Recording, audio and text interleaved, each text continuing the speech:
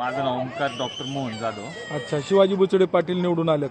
शिवाजी बुचोडे पाटील निवडून आले, त्याचा मला खूपच आनंद झालेला आहे. अच्छा. आज सकाळपासून आम्ही अन्नाचं एकही कण न खाता, पाणी न पिता आम्ही तिकडेच होतो आज दिवसभर. अच्छा. एवढं आज कार्यकर्त्यांची मेहनत पूर्ण आज म्हणजे विजय झाला. आज कार्यकर्त्यांचा सगळ्यांचा आज विजय झाला. ठीक आहे, आपलं नातेसंबंध काय शिवाजी बुचडे शिवाजी बुचोडे पाटील माझे मामा आहेत. मामा आहेत. मामा आहेत. अच्छा, मग शिवाजी बुचडे पाटलांना नेमकं किती बहिणी आहेत? भरपूर जण.